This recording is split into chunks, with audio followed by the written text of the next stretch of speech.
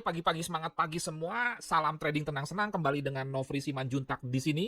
Kali ini saya akan kembali berbagi dan ini merupakan video yang kelima setelah sebelumnya yang pertama analisa fundamental, yang kedua analisa teknikal sentimental Euro USD, yang ketiga gold, yang keempat GBP USD, kali ini USD JPY. Yuk, dukung channel ini terus. Hargai dan berikanlah apresiasi dalam bentuk misalkan subscribe, komen, like, dan share akan apa yang saya sudah bagikan ini. Karena sekali lagi saya selalu rindu untuk berbagi berkat, berbagi sesuatu yang benar, bukan sekedar enak didengar.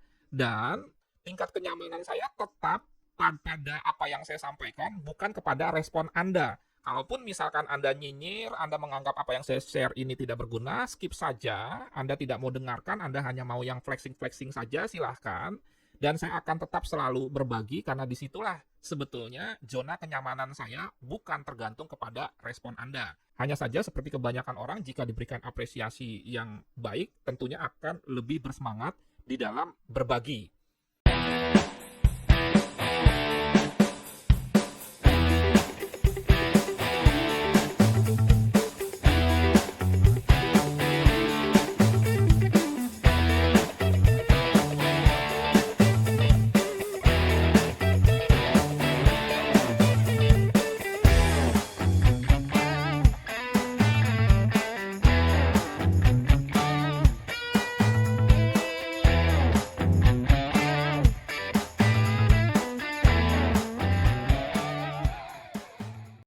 Yes, kita langsung saja ke analisa sentimental, karena kalau kita bicara mengenai fundamental, tidak ada hal yang spesial yang dilakukan oleh pemerintah Jepang atau BOJ, Bank of Japan. Jadi cukup kita mengacu kepada The Fed atau Amerika saja. Dan di dalam analisa sentimental mengambil data COT dari website Bapeptinya Amerika atau cftc.gov, kita lihat bahwa kepemilikan institusi besar terhadap yen itu dominan short-nya. Makanya yen itu melemah terhadap mata uang lain sebesar 86% dibandingkan dengan long-nya 14%. Ini bahkan belum memperhitungkan di hari Jumat di mana terjadi pengumuman inflasi Amerika yang mencetak rekor baru lebih dari 40 tahun terakhir.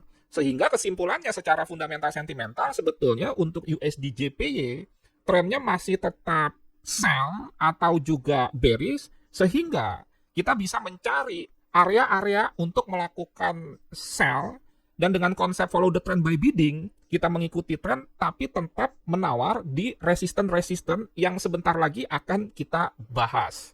Kita masuk sekarang ke analisa teknikalnya dengan ke TradingView. Jangan lupa saya mendorong Anda untuk membuka akun di TradingView, karena TradingView ini salah satu software trading yang paling bagus, sehingga saya merekomendasikannya, dan kalau saya menerima sesuatu yang baik, saya akan bagikan kepada yang lain, supaya berkat itu tersalurkan tentunya dengan baik juga. Kita mulai dari analisa teknikal secara time frame weekly. Kita perhatikan bahwa di minggu lalu, UJ itu membreakout history high sebelumnya, dan dia naik tetapi memasuki area yang ini merupakan sebuah history high sebelumnya. Nah, ini di sini. Kalau Anda perhatikan ya, kita lihat di sini high-nya itu 135, sementara saat ini 134,42. Jadi ini rawan terjadi koreksi ya, turun. Kenapa? Karena sudah mendekati area resistennya di weekly. Kalau kita perhatikan di daily, ini sama saja, dia sedang menguji harga 135 dan 135 itu bilangan bulat, di mana secara psikologis itu juga menjadi resisten yang kuat. Kalau kita perhatikan lagi untuk UJ sendiri, itu minggu lalu bergerak sekitar 412 pip ya, ini 167% dibandingkan gerakan 20 minggu itu rata-rata 246. Jadi saya melihat akhir-akhir ini, khususnya sebulan, 2 bulan terakhir ini, gerakan UJ bahkan lebih besar daripada Euro USD dan juga GBP USD. Sehingga hati-hati untuk Anda yang kecenderungannya itu melawan tren, menganggap bahwa yang namanya UJ sudah terlalu tinggi naiknya, sehingga Anda nekat melakukan aksi counter trend, apalagi Misalkan lotnya besar dan tidak menginput stop loss. Sebelum kita masuk ke H4, yuk kita simak dulu info berikut.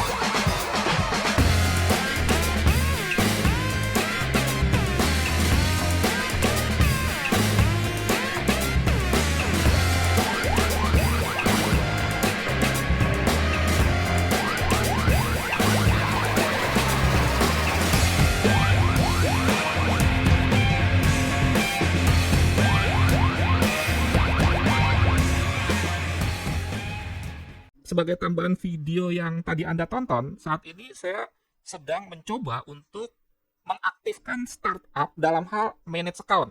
Manage account ini sebuah aktivitas layanan bisnis yang sebetulnya sudah dari dulu saya lakukan, tetapi saat ini coba dikembangkan lagi menjadi sebuah startup pengelolaan dana, tetapi secara pribadi, bukan secara company atau secara profesional. Yang dimaksud profesional ini adalah tergabung dalam sebuah company. Ini sifatnya lebih ke arah pribadi saja dan saya sedang membentuk tim. Saya sedang mencari Anda yang mempunyai portfolio account real aktif dan itu milik Anda pribadi dengan umur account durasi minimal 1 tahun dan profit minimal 30% per tahun. Jadi 30% per tahun, saya ulang, bukan per bulan.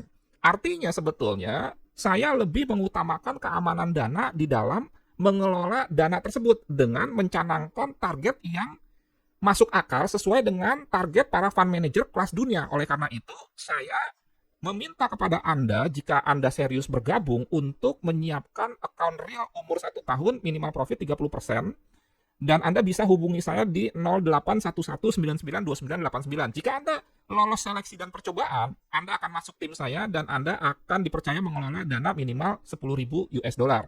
Mengenai ketentuan-ketentuan yang lain, ini akan saya informasikan sekali lagi jika Anda serius dengan menghubungi WA di 0811992989. Tapi jangan lupa syarat utamanya itu terpenuhi dulu. Kalau misalkan account-nya masih 3 bulan atau account-nya misalkan belum mencapai profit 30% per tahun, maka sebaiknya Anda jangan menghubungi dulu karena sekali lagi syarat utamanya sesuai apa yang saya sampaikan tadi.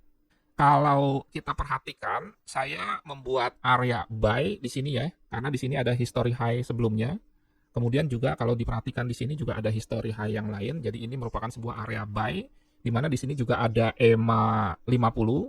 Dan sebelum ke sini, saya juga menemukan area buy yang lain itu di sekitar sini. Kenapa? Karena ini ada history low, ini ada history low, kemudian ini ada EMA 20. Sehingga saya merencanakan untuk melakukan aksi buy di 133.15.